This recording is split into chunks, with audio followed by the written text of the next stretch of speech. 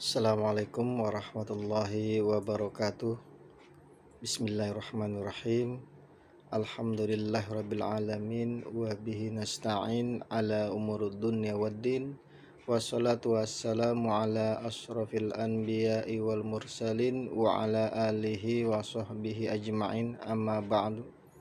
Pertama-tama yang kami hormati Bapak dosen Pendidikan Sejarah Islam Dr. Rosyid Teguhdin Hamid MPD, dan yang saya cintai rekan-rekan S2 Pendidikan Agama Islam. Puji syukur kehadirat Allah Subhanahu wa taala atas segala nikmat sehingga kita dapat berkumpul bersama dalam rangka thalabul ilmi. Mudah-mudahan niat menuntut ilmu kita mendapatkan ridha dari Allah Subhanahu wa taala. Salawat serta salam semoga tercurahkan kepada baginda Nabi besar Muhammad Sallallahu Alaihi Wasallam. Baiklah rekan-rekan, pada kesempatan kali ini saya Juliana dan rekan saya Al Ustadz Sobari, kami akan mempresentasikan makalah sejarah pendidikan Islam yang bertema masa kemunduran pendidikan Islam setelah jatuhnya Baghdad. Baiklah, ada beberapa poin yang akan kami jelaskan. Yang pertama, penyebab kemunduran dunia Islam pada tahun 1250 Masehi sampai dengan 1500 Masehi. Kira-kira apa saja yang akan menjadi faktor atau penyebab kemunduran dunia Islam. Dan poin yang kedua adalah kemunduran pendidikan Islam pasca jatuhnya kota Baghdad dan Cordova. Dan poin yang ketiga, dampak kemunduran pendidikan Islam pada masa itu. Yang pertama, penyebab kemunduran dunia Islam pada tahun 1250 sampai dengan 1500 Masehi.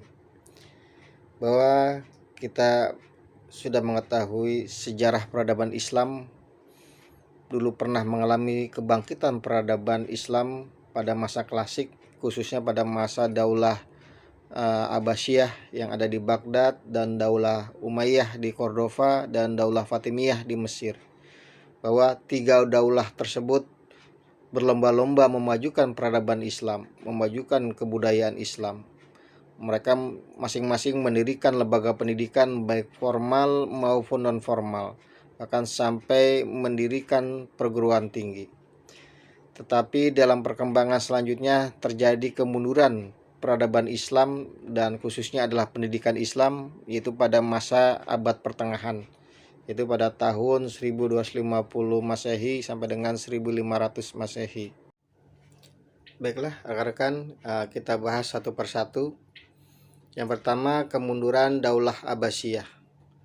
Adapun faktor-faktor yang menyebabkan kemunduran Daulah Abbasiyah antara lain ada faktor internal dan ada juga faktor eksternal. Adapun faktor-faktor internal yang mempengaruhi kemunduran Daulah Abbasiyah, yang pertama adalah persaingan perebutan kekuasaan antara keluarga Bani Abbasiyah itu sendiri. Dan yang kedua, perselisihan keagamaan. Adanya konflik aliran pemikiran dalam Islam yang sering menyebabkan timbulnya konflik berdarah, yaitu antara golongan Syiah dengan golongan Sunni. Adapun faktor yang ketiga adalah munculnya dinasti kecil yang memerdekakan diri dari kekuasaan pusat Daulah Abbasiyah yang di Baghdad.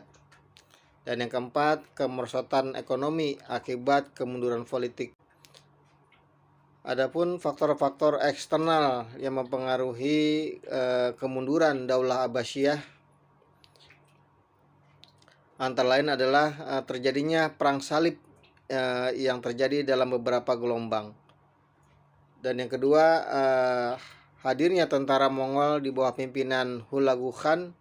Yang terakhir inilah yang secara langsung menyebabkan hancurnya Daulah Abbasiyah dan menguasai kota Baghdad, yaitu pada masa Khalifah Al-Musta'sim, penguasa terakhir Bani Abbasiyah.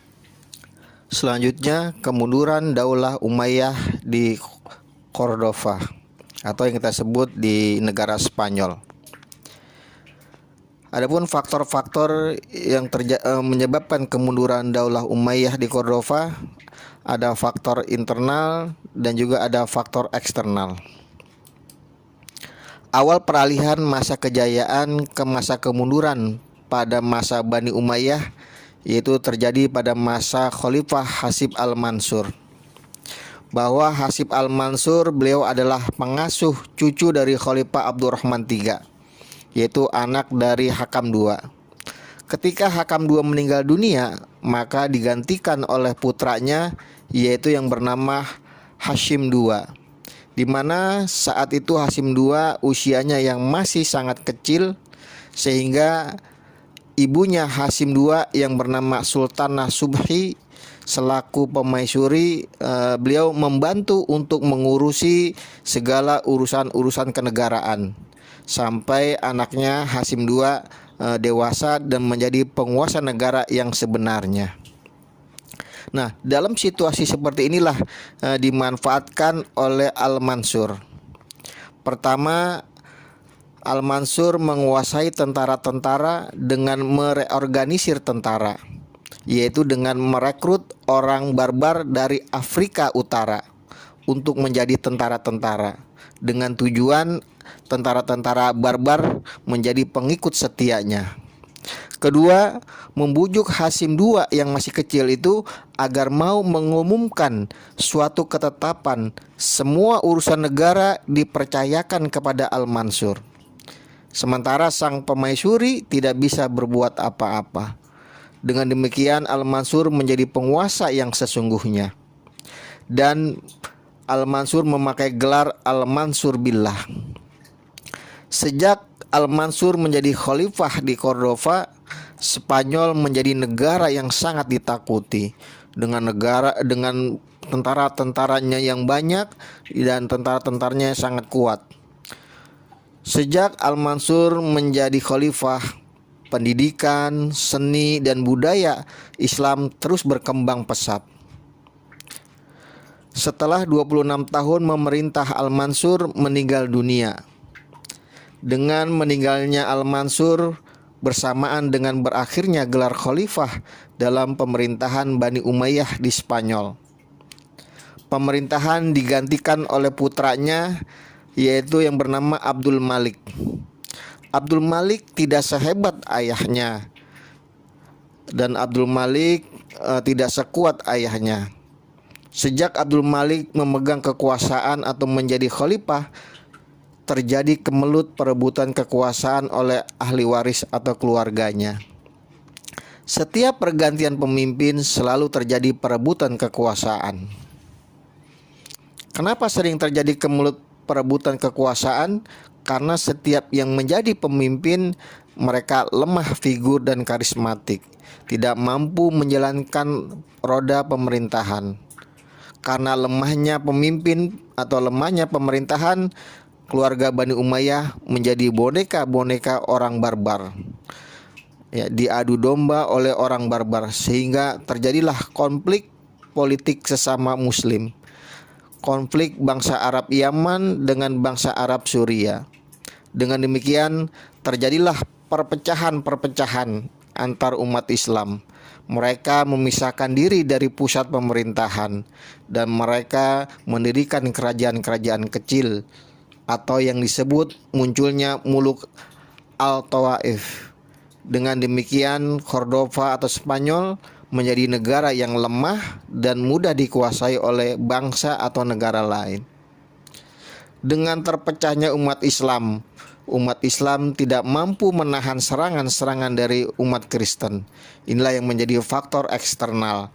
Akhirnya Cordova jatuh di tangan umat Kristen pada tahun 1238 Masehi.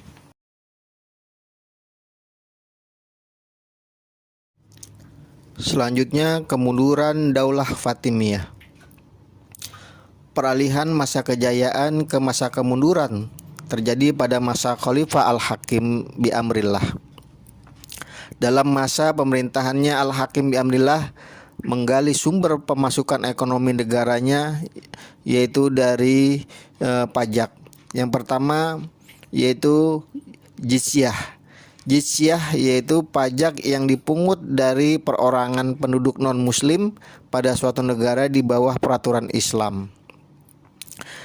dan yaitu pajak al-malus. Al-malus yaitu artinya pajak dari hasil usaha penguasa Daulah Fatimiyah itu sendiri.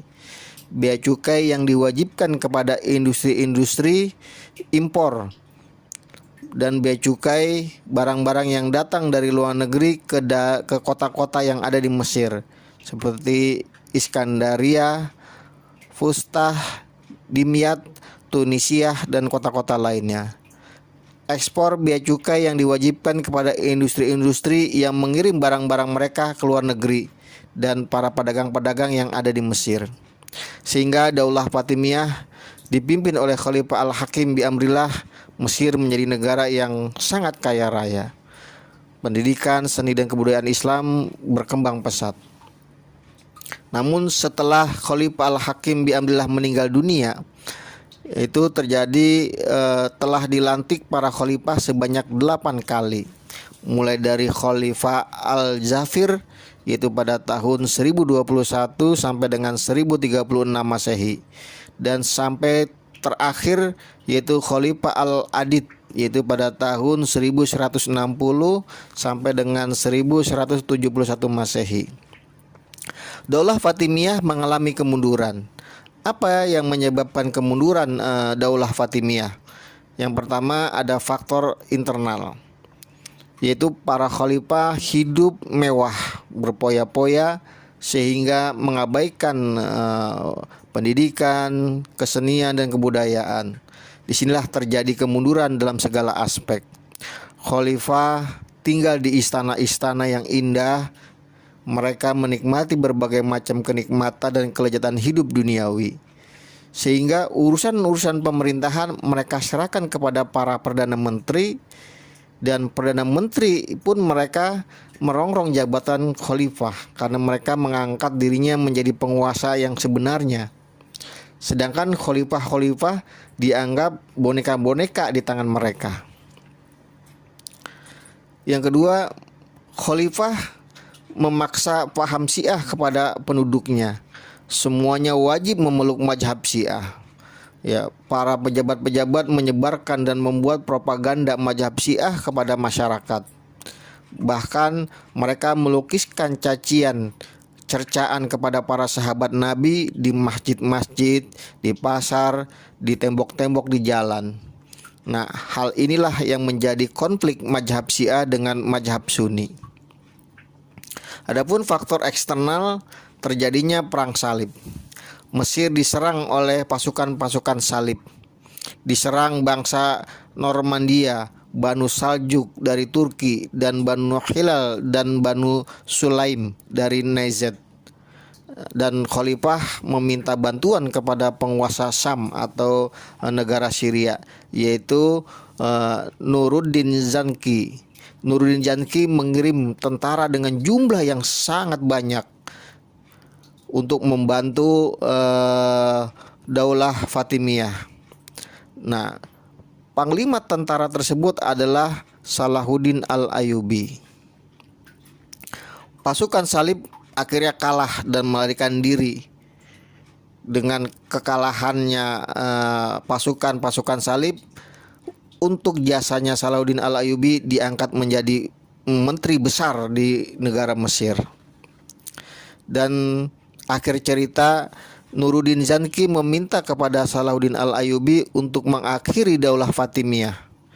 Inilah kesempatan yang diambil oleh Salahuddin Al-Ayyubi untuk mengambil kekuasaan Daulah Fatimiyah di Mesir. Dan akhirnya pada tahun 1171 Masehi, Daulah Fatimiyah di bawah kekuasaan Daulah Abbasiyah. Yang sama-sama kita hormati dan Allah muliakan dosen pembimbing kita, Bapak Dr. Abdul Rasyid Teguhdin Hamid.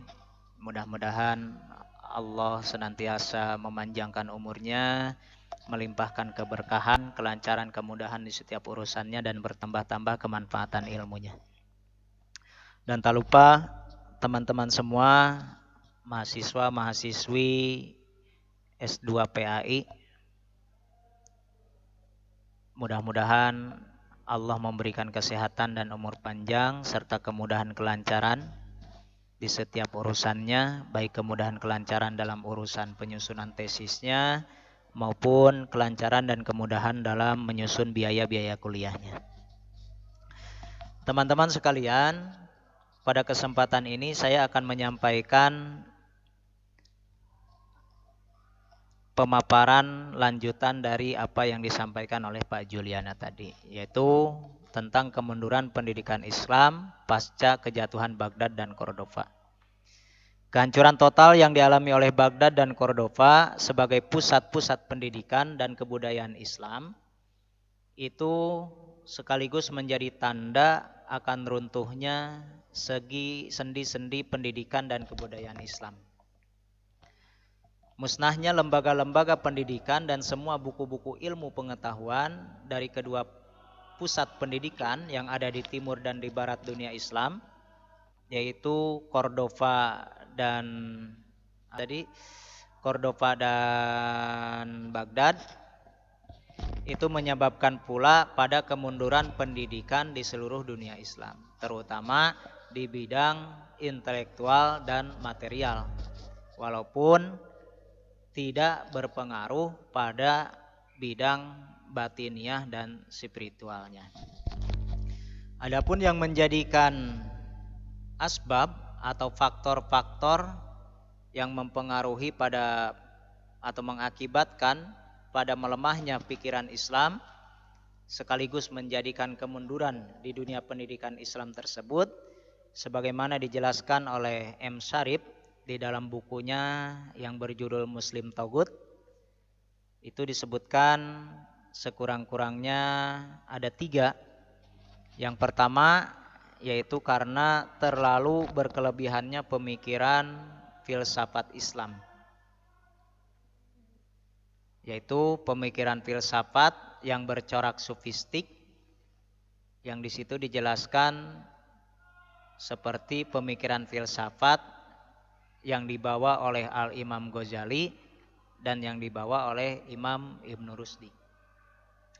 Kemudian yang kedua, yang menjadikan sebab atau jadi faktor pada kemunduran dunia pendidikan Islam pasca jatuhnya Baghdad dan Cordova adalah dikarenakan umat Islam pada masa itu, terutama pemerintah-pemerintahnya yang disebut khalifah, sultan, amir, dalam melakukan proses pembelajaran ilmu pengetahuan dan kebudayaan ada banyak yang tidak memberi kesempatan untuk berkembang, di mana pada masa sebelumnya para pejabat pemerintahan sangat memperhatikan perkembangan ilmu pengetahuan, bahkan memberikan penghargaan yang tinggi kepada para ahli ilmu pengetahuan.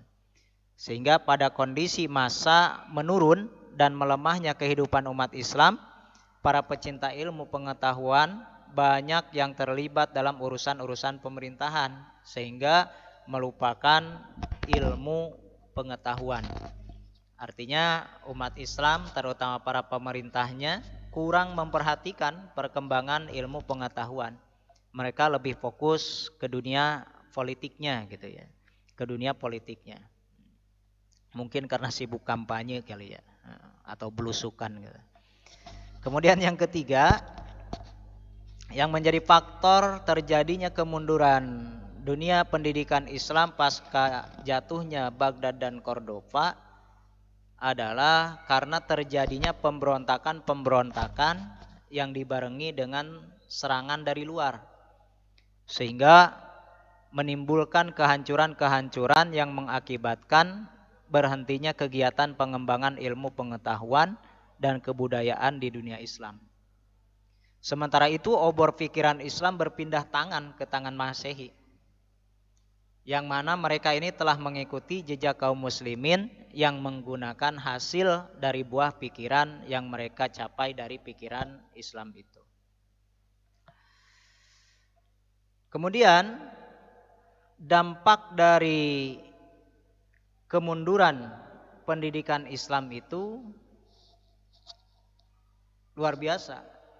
Di antaranya sekurang-kurangnya ada 3 akibat dari ketiga faktor tersebut yang tadi disebutkan. Satu, kurangnya perhatian para pemimpin khalifah terhadap perkembangan ilmu pengetahuan dan kesejahteraan ulama, sehingga perkembangan intelektual agak tersendat-sendat. Jadi akomodasi ulamanya kurang. Ya. Hadis yang dibacanya sahih tapi transportnya dhaif gitu. Kemudian yang kedua, terbakarnya perpustakaan serta lembaga pendidikan yang ada menyebabkan banyaknya khazanah intelektual Islam yang hilang dan hangus terbakar. Karena peperangan, banyak pemberontakan, akhirnya perpustakaan serta lembaga pendidikan pada masa itu terbakar. Dan karena terbakar maka menyebabkan banyak tuh catatan-catatan ilmiah atau khazanah intelektual Islam yang hilang, hangus terbakar. Kemudian yang ketiga, lebih memilih menutup diri dan menjalani kehidupan sebagai seorang sufi. Jadi pemikiran sufinya lebih memilih untuk beribadah aja dah, udah gak usah mikirin dunia, mungkin seperti itu. Dan yang keempat, madrasah-madrasah yang ada berkembang menjadi jawiyah-jawiyah untuk mengadakan riyadhah, sehingga lembaga-lembaga pendidikan yang tadinya digunakan untuk pendidikan atau pembelajaran, KBM lah kalau bahasa kita, kegiatan belajar mengajar, dijadikan sebagai tempat riyadhah ala sufi, kalau bahasa kita mah meditasi, bersemedi gitu kan, bersemedi di gua atau bersemedi di villa Puncak Bogor, keluar dapat wahyu. Atau yang selanjutnya, berkembangnya praktek bid'ah dan khurafat. Kayaknya salah ngambil sumber nih. Kemudian yang berikutnya, dalam bidang fikih yang terjadi adalah berkembangnya taklid buta di kalangan umat. Dan yang berikutnya adalah berlebihnya filsafat Islam yang bersifat sofistik dan sedikitnya kurikulum Islam. Baik, itu saja mungkin yang bisa saya sampaikan. Kurang dan lebihnya mohon maaf. Ya, assalamualaikum warahmatullahi wabarakatuh.